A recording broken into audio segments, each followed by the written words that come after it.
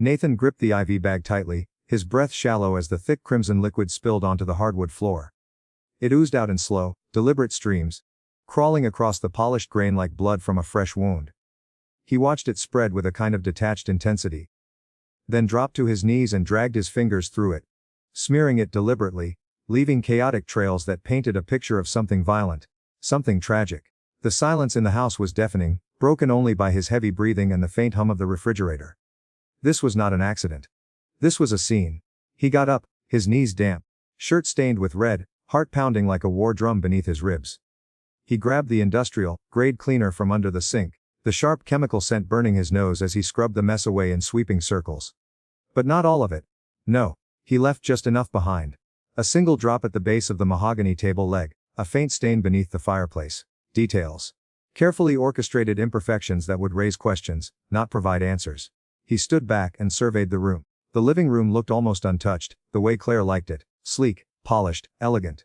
A designer's dream, the kind of house that graced magazine covers.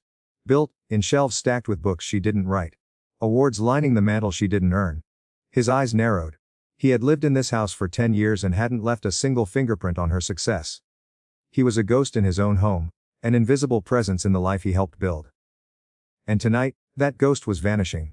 But not before leaving behind a mystery. Nathan moved quickly now, mechanical and cold. He had rehearsed every step. The plan was meticulous. Weeks of preparation, time to the second. He checked the list again in his head, read solution prepared, done. Evidence partially cleaned, done. Journal written and left in plain sight, done. Spare clothes burned. Old ID destroyed. Backup burner phone charged and in his bag. And the cameras. Yes, the cameras were already streaming live to his cloud account, silently capturing every inch of this space before the authorities would walk in. He knew they'd search the house eventually. He wanted them to. They'd find the smudged footprints in the hallway, the journal filled with ominous entries, the whispers of paranoia scribbled in desperate handwriting. They'd find his blood type on the couch armrest, his DNA beneath a broken lamp, and they'd find Claire, wide-eyed, trembling, insisting she had nothing to do with it. But they'd wonder. Because that was the whole point. He took one last look at the kitchen, the place he had cooked 1,000 dinners, while she sat on book tours and Zoom interviews, soaking in praise for words that weren't hers. His hands still smelled of bleach and lies. He rubbed his wrists, raw and sore from the preparation, then walked to the study, where the journal lay open on the desk. His handwriting was scattered, uneven, carefully manipulated to seem distressed. I don't know who to trust anymore. Claire's been distant. Mark shows up when I'm not around. Something's not right. I think they're planning something. If anything happens to me, don't believe it was an accident. He let the ink dry, carefully aligning the pen next to the notebook. Then, without hesitation, he turned and walked to the bedroom. He grabbed his duffel bag, already packed with essentials. Cash, burner phone, clean clothes, a forged ID under a new name. One last glance in the mirror showed a man he no longer recognized. A man stripped down to his survival instincts. His face was gaunt, eyes sunken, but focused. He looked like someone who had nothing left to lose, and that's exactly how he wanted to look. Downstairs, the house was still. Claire wouldn't be home until morning. Just as planned. Her flight from her latest book signing wasn't due to land until sunrise. By the time she unlocked the door, the house would be cold, eerily quiet, and empty. And Nathan would be nothing but a name on a missing persons report. He slipped out the back door, locking it behind him. No neighbors would notice. Claire made sure to keep her life private, appearances tightly controlled. That worked to his advantage now. No one would question his absence until it was too late. He moved through the shadows, ducked behind hedges, and disappeared down the street. His car was parked a few blocks away, in a quiet alley behind an abandoned bakery. He climbed in, tossed the duffel bag onto the passenger seat, and started the engine. The sound was loud in the silence, jolting final. He pulled out into the road, headlights cutting through the darkness, his hands gripping the steering wheel tighter than necessary. He didn't look back. Every mile he drove away from that house, every turn he took into the unknown, felt like shedding a layer of the life he'd been imprisoned in. Claire might have stolen his words, his dreams, his name. But she wouldn't steal his story. Not this time. The road stretched ahead, endless and uncertain. But for the first time in years, Nathan didn't feel lost. He felt free. The university halls buzzed with quiet tension, the kind that always settled before midterms. But Nathan wasn't thinking about exams. He was watching the way Professor Collins hovered too close to Evelyn's desk. His voice low, hands resting on the edge of her table, just a little too long. Evelyn sat stiffly, pen clutched so tightly her knuckles turned white, her gaze locked on the red-marked manuscript in front of her. Nathan knew that look. Not discomfort. Fear. Professor Collins leaned in, his breath brushing Evelyn's shoulder. "Your writing shows potential, Miss Carter," he murmured, tapping the top corner of her paper. "With a bit of extra guidance, I could help you shape this into something worthy of the university anthology." She didn't flinch, but Nathan saw her shoulders tense even more. Her voice was steady, but forced. "I appreciate the feedback, sir." Collins smiled, slow and calculated. "Of course. But opportunities like this require a little commitment." Nathan's jaw clenched. He had seen enough. He rose from his seat, his voice slicing through the uncomfortable quiet of the room. "If her work's strong enough to make the cut, it should speak for itself. She doesn't need anyone's special guidance to earn her place." The classroom went still. Collins turned, his eyes narrowing at Nathan.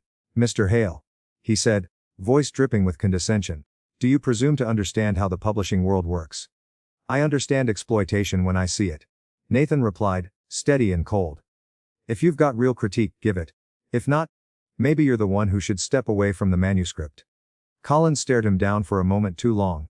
Then, with a scoff, he stepped back and walked off, muttering something under his breath about entitled students. As soon as the door shut behind him, Evelyn finally exhaled. Her hands unclenched from her pen, the tension in her shoulders easing just slightly. When she turned to Nathan, there was something different in her eyes. Something real. And then, for the first time since he'd known her, she smiled. Not a polite smile, not the kind she gave out of obligation, but something genuine. Grateful. Warm. "Thank you," she said quietly. Nathan shrugged, trying to play it cool, though adrenaline was still pumping through him. Had to make sure the world doesn't miss out on the next great writer. That moment marked a turning point. Not just in their friendship, but in something deeper neither of them had acknowledged yet. From that day forward, they started meeting every afternoon at a small off-campus cafe known for its cracked wooden tables and appealing mural of a mermaid on the far wall. They always chose the window seat, the one with the best view of the fading sun and passing lives. They didn't just talk about lectures or writing assignments. They talked about dreams. About the future. About the stories they wanted to write. Stories that mattered, stories that would change things. Evelyn would sketch ideas in the margins of napkins, while Nathan rattled off dialogue aloud, their words and energy bouncing off one another like sparks catching fire. "We'll be famous one day," she said one evening, her finger tracing idle circles on the table. "Book tours. Interviews. Big stages. Just you wait." Nathan chuckled, sipping his coffee. "Sounds exhausting. That's only because you haven't tasted success yet," she teased. But what Nathan saw in her eyes wasn't ambition. It was need. She didn't just want to be a writer. She needed it, like it was the only thing that could make her feel alive. Their bond grew faster than either of them expected. By the end of the semester, they'd traded the cluttered dorms for a cramped, leaky apartment on the edge of the city. The pipes groaned. The floorboards creaked, and the radiator had a mind of its own, but it was theirs. Every evening, they'd curl up on the second-hand couch, scribbling in notebooks, dissecting each other's sentences, building worlds side by side. Nathan's typewriter became a metronome, its steady clicks echoing through the apartment. Evelyn would sit beside him, legs folded under her, reading draft after draft, offering feedback in soft tones. "This part here," she'd say, tapping her finger on the page, "hits beautiful. But you can dig deeper. You can go further." He lived for those moments, the quiet praise, the constructive push. They were equals then. Partners, at least, that's what he thought. And when he finished his manuscript, 3 years of blood, sweat, and sacrifice pressed into 300 pages, he submitted it to every publisher he could find. Days turned into weeks. Then months. The rejections poured in like cold rain. "We regret to inform you. Not the right fit for our current list. While your work shows merit, we're unable to move forward." Each one felt like a knife. Each one chipped away at his belief in himself. But Evelyn's words would come each time to soften the blow. "Maybe it's not the writing," she said once, hesitantly, after reading yet another rejection letter. "Maybe it's the market. Another white male author. It's not what publishers want right now." Nathan stared at her, heart sinking. "So what? I should stop writing because of who I am?"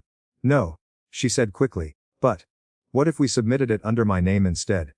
The words stunned him, echoing in his head louder than any rejection had. She reached for his hand. Just for the submission. Just to get through the door. He wanted to say no. He wanted to hold on to his pride. But then he looked around at their cold, crumbling apartment, at the pile of unpaid bills, at the desperation in her eyes, and he told himself, Just once, just for now. It was just a name.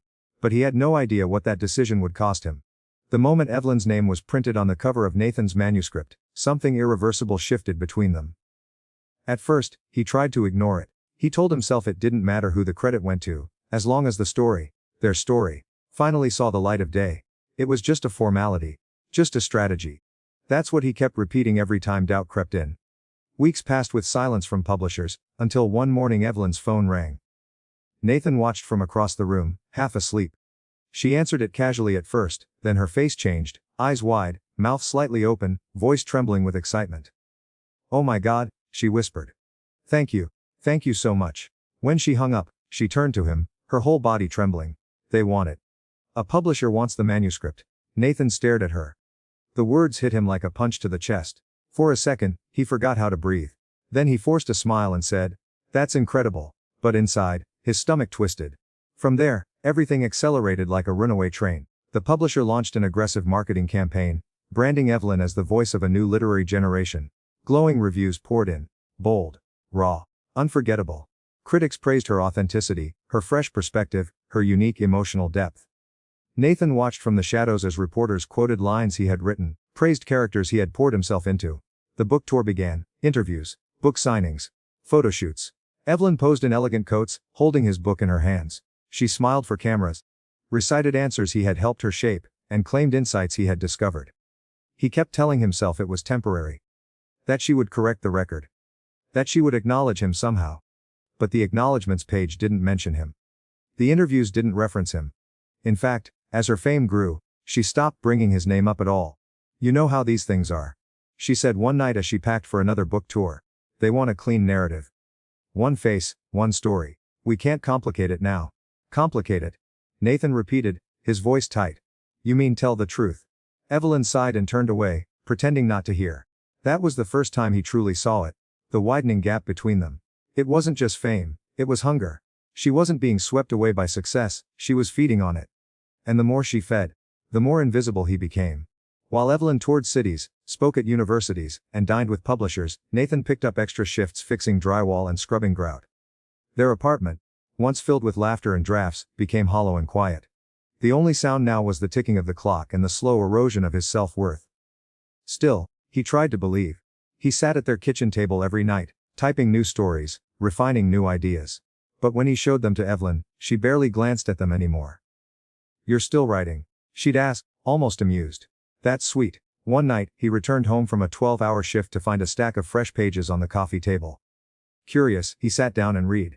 By the second paragraph, he felt his blood run cold. The words, the phrasing, the structure, they were his. It was his latest story, barely edited, just retyped. He looked up at Evelyn, who was curled on the couch scrolling through her phone. "What is this?" he asked. She didn't even look at him. "The new manuscript. My publisher needs something by next quarter." Nathan's voice dropped to a whisper. "This is mine." This time, she did look at him. But only with mild annoyance, like he had interrupted her nap. "Horrors," she said flatly. "It's not like you were doing anything with it." He stared at her, stunned. "You didn't even ask. You didn't need me to," she replied, standing up and walking away. "We're a team, right?" That night something inside Nathan broke. Not in an explosive, chaotic way, but slowly, deeply, quietly. The kind of fracture that changes a person in places no one else can see. He stopped writing. Stopped trying. Stopped hoping she'd ever do the right thing. Every time he saw her face on a billboard, or heard her voice in a radio interview quoting his words, the bitterness hardened. One afternoon, Evelyn returned home from a speaking engagement, glowing with praise, awards in hand. Nathan was sitting in the same spot at the kitchen table, staring at a blank sheet of paper. "You're quiet," she said, unpacking her suitcase. "I read your interview," he replied without looking up.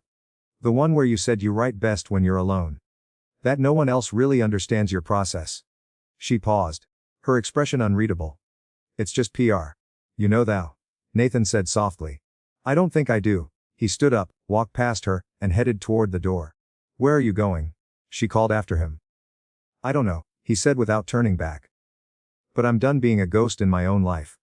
And just like that, the man who had once built a dream for two walked out into the night, no longer willing to live in someone else's spotlight. The rejection letters kept piling up, but Nathan kept telling himself it was just part of the process. That all writers went through this. That eventually, someone would see the brilliance in his work. But somewhere deep inside, a storm was already brewing. The kind of storm that doesn't announce itself with thunder, just a slow, growing pressure that makes it harder to breathe. Evelyn was everywhere now. Her face on billboards, her voice on podcasts, her name stamped across every literary headline. Nathan had convinced himself that it was enough just to know the truth. That the real satisfaction came from the work itself. But he was lying to himself, and he knew it. One evening, drenched in sweat and drywall dust from another exhausting job site, Nathan walked into their apartment and froze. Evelyn was sitting at the kitchen table, surrounded by printed pages, her eyes locked on her laptop screen. The glow of her success practically lit up the entire room. But what caught Nathan's eye wasn't the manuscript. It was the dedication page. He stepped closer, heart pounding. "You're finishing the new book." Evelyn nodded, barely glancing at him. "Yeah. Deadline's tight. But it's almost done." Nathan picked up one of the pages. The words were unmistakably his. Phrases he'd scribbled in notebooks late at night, metaphors he had agonized over, characters he had breathed life into. His chest tightened. "Did you use my notes again?" he asked quietly. Evelyn didn't even flinch. "I pulled some pieces, yes. They fit better than what I had." He stared at her, searching her face for remorse, for hesitation, for anything that resembled guilt. But there was nothing. Just calm indifference. "You could have at least asked," he said, voice low and sharp. "It's our work," she replied flatly. "I didn't think I needed permission." Nathan's fists clenched. "It's not our work if you're the only one getting credit." That was the moment something inside him snapped. Not violently. Not loudly. Just a clean, cold break. Like a piece of glass finally shattering under pressure. And he realized something with horrifying clarity. She didn't just believe she deserved the credit. She believed he didn't. That night, he didn't sleep. He sat on the balcony, the manuscript pages in his lap, the city lights flickering in the distance. Every rejection letter, every condescending publisher email. Every time he was told his story wasn't what the market wanted. It all made sense now. His name had been invisible, while his words were standing in the spotlight under someone else's. And Evelyn had let it happen. No, made it happen. By morning, his decision was made. He wasn't going to fight for scraps of recognition anymore. He was going to take it all back. He started quietly. Carefully. He created a new email account under a pseudonym. He formatted one of his original manuscripts, untouched by Evelyn, and submitted it anonymously to a small but respected independent press. He said nothing to her. He acted normal, smiled at the right moments, laughed at her jokes, let her believe he was slipping further into the background, while he was actually stepping forward for the first time. Then, the impossible happened. An editor responded. Not with a rejection, but with praise. "This is one of the most raw, honest pieces of fiction we've read this year. Who are you?" Nathan stared at the message for a long time. Then he replied. Simply, "Someone you'll know soon." He worked through the nights, polishing the manuscript, adding layers of depth and emotion Evelyn never let him explore. His words flowed with renewed fury. Sharp, unfiltered, untamed. When the publisher confirmed a deal, Nathan felt something he hadn't felt in years, pride. Not resentment, not quiet acceptance. Just pure, unapologetic pride. But he didn't stop there. He began documenting everything. Every email Evelyn had forwarded from his drafts. Every note she'd taken from his journals. He copied files, printed text comparisons, saved timestamps, building a silent arsenal. Not because he wanted revenge. Not yet. But because he knew Evelyn's success wasn't a fluke. It was theft. And someday, someone would ask him to prove it. That day came sooner than he expected. One afternoon, he walked into the apartment early. Evelyn was on a video call with her agent, her voice full of excitement. "Yes, the next one's almost ready. I've been pulling from my notes. There's a monologue I wrote that I think might be the centerpiece of the story." Nathan froze in the doorway. He knew exactly which monologue she was talking about. He had written it years ago, in a notebook that still sat in the drawer of his nightstand. The lies were no longer accidental. She had fully convinced herself they were hers. Later that night, he confronted her. Calmly, quietly. "I know what you've been doing." Evelyn glanced up from her wine glass. "What now?" "You didn't just borrow my notes. You've been building your entire career on my work." She laughed. Actually laughed. "Nathan, if you think a few scribbled ideas make you a writer, maybe that's why your name's never on a book cover." He nodded slowly, a hollow smile curling at his lips. "You're right. But it's about to be." She raised an eyebrow. "What's that supposed to mean?" Nathan leaned forward, his voice razor sharp. "It means you'll see my name on a cover before you see it on divorce papers." Her smile faded. And just like that, the power shifted. Nathan had always believed that dreams died slowly, fading into the background like forgotten echoes. But what he hadn't expected was how violently reality could rip them apart in a single breath. The day he found the letter was supposed to be ordinary. He came home early from a job, his muscles aching and his shirt stained with paint. Evelyn wasn't there.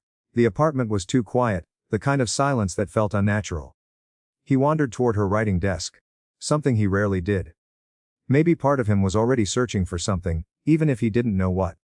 It started with a drawer that didn't close all the way, a tiny detail. But sometimes that's all it takes. Inside was a small box, nothing fancy, just a velvet-lined wooden case she used to keep old notes, receipts, press clippings. Nathan wouldn't have looked twice, until he saw his name. A thick envelope sat beneath the clutter, sealed but worn at the edges. His heart beat faster. He pulled it out and turned it over. The return address was from a major publishing house. One he had submitted to years ago and never heard back from. He remembered the sting of rejection, the weight of silence. But this envelope, it wasn't new. It was postmarked from that same year. With trembling hands, he opened it. Dear Mr. Hartman, we are thrilled to offer you a publishing contract for your manuscript. Ashes Beneath the Elm. We believe your voice has remarkable potential. The words blurred as his vision narrowed, his breath stuck in his throat. This was it, his break. His moment. And Evelyn had hidden it. A rage he didn't know he was capable of boiled up in his chest. He stumbled back from the desk, gripping the letter like it might burn through his skin. He wanted to scream, to rip everything off the walls, to confront her that very second. But something stopped him. If she'd hidden this, what else had she buried? Driven by a wave of fury and adrenaline, he tore through her drawers, flipping through notebooks, journals, files. Then, in the back of the closet, he found a small, lockable case. It was half buried beneath stacks of old travel bags. Inside, something else, smaller, more personal. A pregnancy test. Positive. His pulse exploded in his ears. He could barely process what he was holding. A storm of memory surged through him. Nights when Evelyn cried, and said they were struggling to conceive. Doctor appointments that never happened. Excuses about fertility issues that always felt just out of reach. Lies. All of it. She had been pregnant. And she never told him. He dropped onto the floor. The letter and test clutched in his shaking hands. The walls closed in. The betrayal wasn't just professional, it was deeply personal. His work. His future. His family. She had stolen everything, piece by piece, until there was nothing left. When Evelyn returned home hours later, she found him sitting on the couch, the letter in one hand, the test on the coffee table. She froze. What's this? She asked cautiously. He didn't respond at first. Just stared at her. His voice when it came, was low and cold. You knew. You knew the publisher had accepted my manuscript. You knew I had a future. Evelyn's face shifted. Shock first, then panic. Nathan, I was going to tell you. I didn't know how. His laughter came sharp and bitter. You didn't know how. Or you didn't want to. She stepped forward, hands raised like she could somehow undo the damage. I was scared. You were already struggling, and I didn't want to lose you. I thought. No, he cut her off. You thought you could control me. You thought if I never knew you'd get to keep the spotlight. Keep your success. But it wasn't yours. None of it was. Her voice cracked. I didn't mean to hurt you. Nathan stood towering over her now. You stole my words, my future, and my child. Don't tell me you didn't mean to hurt me. Tears welled in her eyes. It wasn't supposed to happen like this. But it did. He stepped closer. And you're gonna pay for it. She flinched. What are you talking about? I'm not gonna shout. I'm not gonna destroy the apartment, or throw your things out the window. I'm going to do something worse. I'm going to take back what's mine, piece by piece. And you're going to watch it happen. Evelyn looked pale now, like she'd seen a ghost. Nathan, what are you going to do? I'm going to make sure the world hears my name. I'm going to tell them the truth. And when they look at your books, your interviews, your awards, they'll know who really earned them. You can keep the fame if you want. But you'll carry the shame. She backed away slowly, her voice barely audible. You wouldn't. His stare burned straight through her. You don't get to decide what I would or wouldn't do anymore. As he walked past her toward the door, she called out one last time, Nathan, please. He stopped at the threshold, turned his head slightly, and spoke without looking back. You buried my future once, but I just unearthed it. Nathan knew that if he wanted to truly disappear, it had to be flawless. It couldn't just be a vanishing act, it had to look like he was erased, like something sinister had happened. The kind of mystery that would leave questions echoing long after he was gone. No slip-ups. No room for suspicion. Every detail had to be airtight. The first step was simple: act normal. Each day, he forced himself to go through the motions. He smiled at Evelyn in the morning, gave vague responses over dinner, nodded politely whenever she rambled about book deals or interviews. He became invisible right in front of her, fading into the background like a well-trained ghost. She didn't even notice. Why would she? He'd spent years being overlooked. Long day? She asked once, sipping her wine without even glancing up. Yeah, he murmured. Work's been brutal lately. She nodded, distracted, already absorbed in her phone. Maybe take a few days off. You've been tense. He stared at her for a moment, a flicker of irony in his eyes. If only she knew what was coming. At night, when Evelyn was asleep, Nathan would slip into the garage. He'd been planning this for weeks. Medical-grade blood bags, ordered online under a fake name. He'd slowly drawn his own blood, storing it in carefully labeled containers, even though the process left him weak and dizzy. He didn't care. It had to be convincing. The red liquid would be his alibi, his masterpiece. He bought everything he needed: a new phone, burner IDs, a different wardrobe, even a set of tools no one would think to trace. He paid cash, kept receipts hidden, memorized every route and contingency. If anything went wrong, he'd vanish completely. The final piece was the journal, a slow, burning breadcrumb trail meant to manipulate whoever found it. He wrote entries that painted a picture of a man on edge, spiraling into paranoia. Entries about fear, about feeling watched. He made it look like he suspected Evelyn and James were plotting something. Because in a way they were. His pen scratched across the paper late one night. I can't ignore the signs anymore. Evelyn's been distant. She flinches when I ask about her schedule. James keeps showing up unannounced. Yesterday, I caught them whispering in the living room. When I walked in, they went quiet. Something's wrong, I know it. He flipped a few pages and wrote again, darker this time. My brakes failed last week. Coincidence? Maybe. But I've been careful lately. If something happens to me, it won't be an accident. The setup was perfect. He left the journal half open on his desk, just in sight but not too obvious. Enough for someone curious, like a detective, to find it and start drawing conclusions. The final day arrived. Nathan stood in the living room, surrounded by the carefully arranged chaos. He opened one of the blood bags and poured it onto the beige carpet. The thick liquid soaked into the fibers, dark and vivid, staining everything it touched.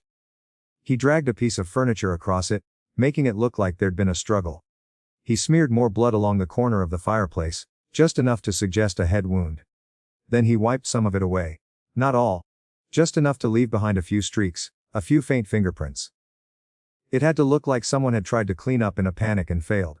He even left a drop near the floor vent, and under the edge of the rug. Places a forensics team would eventually find.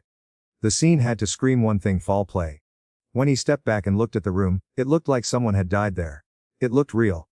His heart was pounding, but his hand stayed steady. He wasn't panicking. He was ready. He grabbed his duffel bag, packed with his new life. Fresh clothes, fake IDs, backup cash, and a phone that had never been used before. His real phone was left behind, set to ring endlessly. Another haunting detail in his perfectly constructed disappearance. He changed his clothes in the garage, tossed his blood-stained shirt into the washing machine, set the timer to run after he'd gone. The noise would mask his departure. Then, he slipped out the back door. The cool night air hit him like a slap, but it didn't shake him. He kept walking, moving fast toward the highway. A mile out, a rusted pickup slowed to a stop.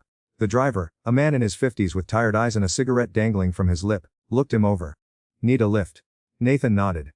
Just heading west. Anywhere's fine. Hop in. He climbed into the passenger seat, staring out the window as the road unspooled before him. The truck smelled of oil and old leather, and for the first time in years, he felt like he could breathe. Behind him, Evelyn would wake up to an empty house. Maybe she wouldn't even notice right away. Maybe she'd think he was out running errands. But eventually, she'd step into that living room. And she'd see the blood. And then the real performance would begin. The sun had barely risen when Evelyn Monroe made the first phone call. Nathan hadn't come home the night before, and although she tried to mask her voice with casual concern, there was a tremor in her tone she couldn't quite hide. She called his work, then his friends, then the police. By midday, worry turned to panic, or at least, she made it look that way. She played the role of the distressed wife flawlessly, just as she had performed her entire life: polished, poised, always in control of the narrative. He's never done this before, she told the responding officer, eyes wide, voice shaking just enough. I thought maybe he just needed some space, but something feels off. The officer took notes, asked routine questions. When was the last time she saw him? Was he acting strangely? Evelyn hesitated, eyes darting slightly to the side. A practiced pause. He's been withdrawn lately. Distant. Maybe depressed. He mentioned feeling overwhelmed. Nathan watched all of this unfold from a distance. Through a live feed on his laptop screen, he sat in the quiet corner of his rented cottage miles away, watching the footage from the hidden cameras he'd installed in their home before he disappeared. He saw her pacing the living room, saw her rehearsed panic, the way she wiped fake tears and clutched Nathan's shirt like a grieving widow. But what she didn't know, what she could never imagine, was that every move she made was now part of his script. He had planned it this way. Every beat, every line, every camera angle, she was playing a part in the story he wrote. By the third day, the story had gone public. Evelyn Monroe, best-selling author, devastated by her husband's mysterious disappearance. Reporters swarmed her driveway. Headlines exploded across every platform. The police began combing through every inch of their home. And then they found it, the journal, tucked carefully on Nathan's desk, exactly where it needed to be. Detectives flipped through the entries, their brows furrowing deeper with each page. Nathan's words told a story of paranoia, betrayal, and fear. A narrative that pointed fingers directly at Evelyn and her longtime publisher, James Carr. The entries spoke of overheard whispers, suspicious late-night calls, broken trust, and even a failed brake line on Nathan's car. The implication was clear: he'd feared for his life. And now he was gone. The forensic team was next. They sprayed luminol across the living room, and under the soft blue glow, the blood patterns lit up like constellations on the carpet. Stains by the fireplace, smears near the table legs, a faint spatter on the baseboard. It was enough to turn suspicion into something darker. The whispers became louder. Had Evelyn Monroe killed her husband? Nathan leaned back in his chair, a cold smirk playing on his lips. The performance was unraveling beautifully. James Carr, ever the arrogant accomplice, tried to remain calm under scrutiny, but the pressure mounted quickly. When the police executed a search warrant at his apartment, they discovered what Nathan had planted weeks earlier. Duct tape, rope, and a bottle of industrial-grade acid sealed in a garage storage bin. It was the final piece. The lead detective called a press conference that evening, standing before a sea of reporters, microphones clicking and lights flashing. "We are actively investigating the disappearance of Nathan Monroe. Evidence collected in the home and at the residence of James Carr suggests the possibility of foul play. We will be pursuing every lead." That night, Evelyn finally cracked. Nathan watched the footage of her and James in their home, no longer the power duo, but two frantic, unraveling conspirators. They screamed at each other, panic in their eyes, each blaming the other. Evelyn sobbed into her hands. James threw a vase across the room. The fortress they had built together was crumbling, brick by brick. And Nathan had the front row seat. He turned off the feed and stared at the reflection in his laptop screen. He looked different now. Leaner, colder, sharper. The man who had once been invisible in his own marriage had become a ghost with power. He didn't need to raise his voice or swing a fist. He'd used their own lies against them, weaponized their cruelty, and turned their manipulations into evidence. This was justice, not loud or bloody but precise, surgical. And still, he knew this wasn't the end. Not yet. There was one more act left in this story. The grand finale. The moment when Evelyn would be forced to admit everything. When she'd crumble in front of cameras, confess to crimes she didn't commit. Because she would believe she had no choice. Because Nathan had built a trap so perfect, so meticulous, that even if she screamed innocence, the world would never believe her. The walls were closing in, and he could almost feel it. The tremble in her hands, the sleepless nights, the whispers behind her back, the looks from the neighbors, the headlines turning darker each day. And tomorrow, not to rescue her, but to bury her. Not with fists, but with truth, with silence, with undeniable, irreversible consequence. Evelyn was unraveling, and Nathan could see it in every camera feed, every desperate glance, every hollow smile she forced in front of the press. She was slipping fast. The media was relentless. Headlines painted her as the cold-hearted wife. The woman who built her success on the back of a missing husband. And with every passing hour, her world grew smaller, her options thinner. Nathan watched it all unfold from the safety of his new identity, hidden far away from the chaos. But now, the final stage of his plan was coming into play. The moment that would fracture Evelyn's carefully constructed image beyond repair. He made his move on a quiet morning, one that started like any other. Evelyn came downstairs to find breakfast already made. Eggs, toast, orange juice, the way Nathan used to prepare it when things were still good between them. She froze in the doorway, staring at the plate. There was no note, no message. Just a subtle reminder that something was off. That someone had been there. Her hands trembled as she reached for the fork. It wasn't until she lifted the cloche covering the food that her breath caught. Sitting beneath the warm toast, right there on the porcelain plate, was the letter. The one she had hidden years ago. The publishing contract, Nathan's contract. His name, his words, his recognition, all sealed in black ink. The proof that she had stolen everything. She stumbled back, the fork clattering to the floor. Her mouth went dry. The paper shook in her hands as she skimmed the lines again and again, hoping it wasn't real. But it was. There it was, signed, dated, stamped by a reputable publishing house. He had been accepted, he had been chosen. And she had buried it. Nathan had known exactly what this letter would do to her. He imagined her heartbeat thundering, her knees buckling under the weight of truth she thought she'd erased forever. She had taken everything from him. His voice, his name, his future. But now, he was giving it back to her one piece at a time, like shards of glass slicing her from the inside out. Later that evening, Nathan returned.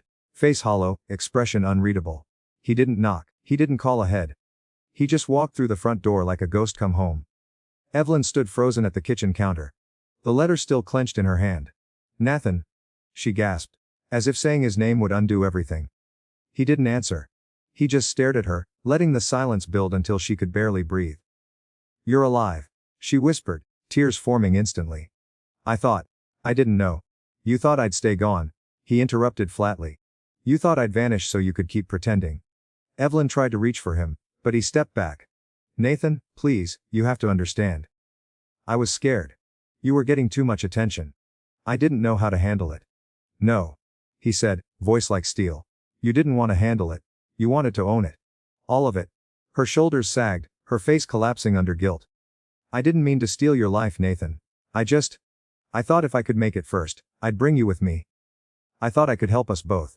His laugh was bitter. You helped yourself. She held up the letter, desperate. This doesn't change anything. It's just a piece of paper. Nathan's eyes locked on hers. That piece of paper is the truth. And I'm going to make sure the world sees it. Her panic exploded. You can't. You'll ruin me. You'll ruin everything we built. No. He said quietly. You ruined it. I'm just showing them the ruins. Then he dropped the second bombshell. I know about James. Her eyes widened. She opened her mouth to deny it, but nothing came out. He didn't need her confession. The surveillance footage, the messages, the whispered exchanges, he had all the evidence. Enough to destroy her. Enough to bury her public image for good. You used me, then you tried to replace me. But now it's my turn, he said. I'm not just exposing the lie, I'm taking back my name. Evelyn backed away from him slowly, her voice cracking. What are you going to do? I already did it, he said. The press conference is tomorrow.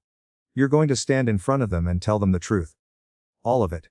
She shook her head. I can't. Nathan, I'll lose everything. You already lost me, he said calmly. When she fell to her knees sobbing, begging him not to go through with it, Nathan didn't flinch. He turned, walked to the door, and paused only once. You don't get to rewrite this ending, Evelyn. I do. Then he left her there, crumpled on the kitchen floor, clutching a letter she could never unwrite. The press conference was a circus.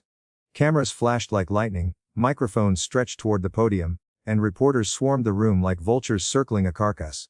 The crowd buzzed with anticipation, hungry for blood, waiting for the fall of a woman who had built an empire on deception. Evelyn Monroe stood in the center of it all, shaking, barely able to keep herself upright as she gripped the edges of the podium for support. She looked nothing like the celebrated author the world once adored. Her eyes were hollow, her posture broken. Her confidence shattered.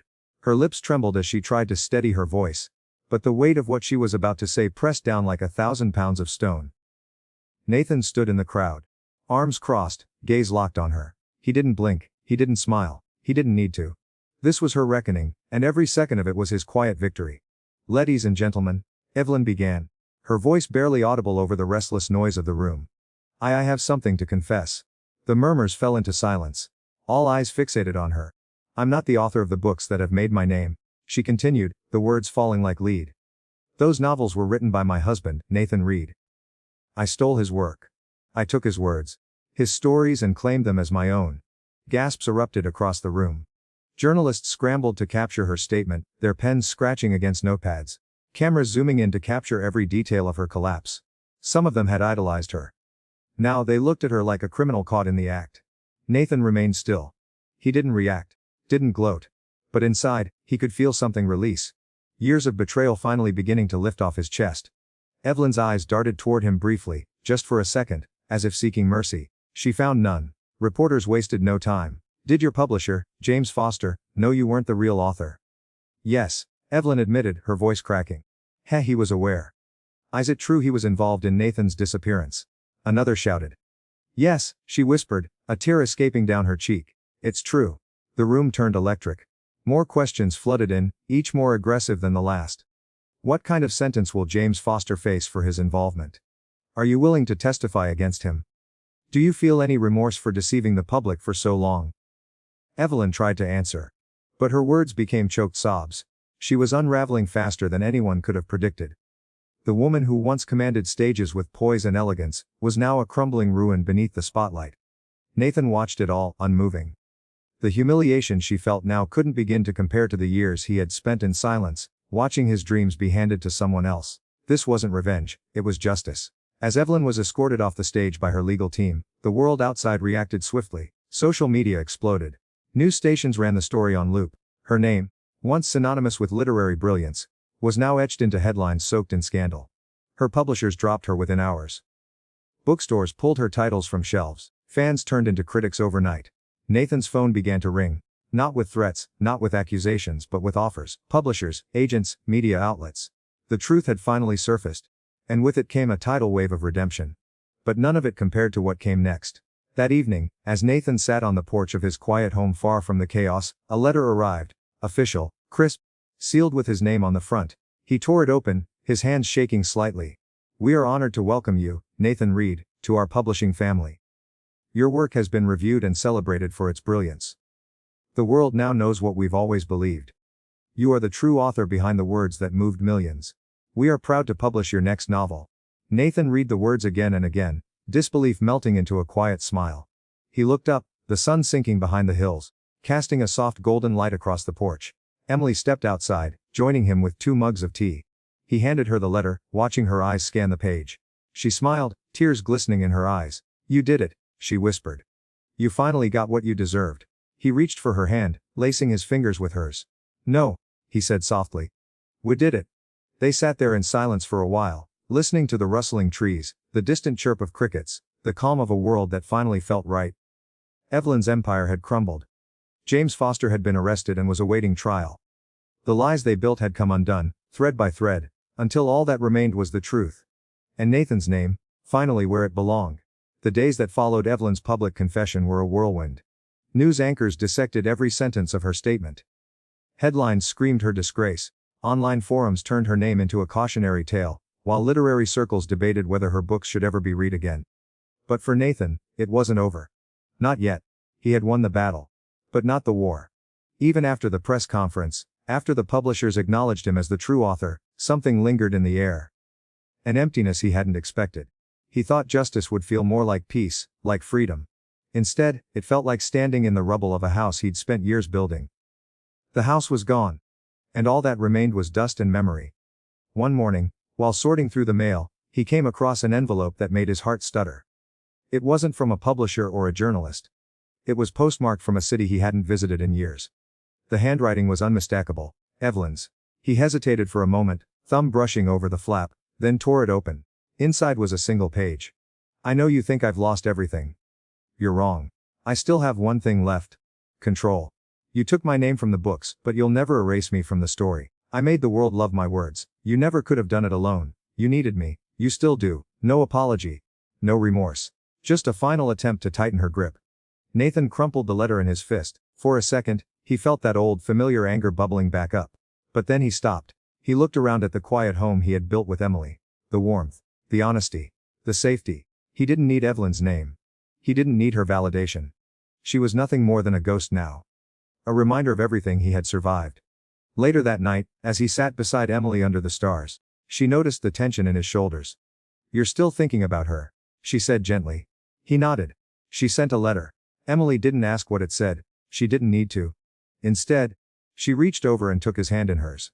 Let it go, Nathan. She's already lost. Don't give her space in the life you fought so hard to reclaim. Her voice grounded him. He leaned into her shoulder, breathing in the scent of her hair, of the fresh air, of the life that was finally real. But fate had one final twist. 2 weeks later, Evelyn's name surfaced again. Not in another scandal, but in a headline that made Nathan's stomach drop. Former author Evelyn Monroe found dead in apparent suicide. He blinked at the screen, unsure if he was reading it right. The article detailed how she had overdosed alone in a high-end hotel room. No note, no farewell. Just silence. The same silence she had left in their marriage years ago. Nathan sat back in his chair, the news settling in his chest like ice. He didn't know what he was supposed to feel.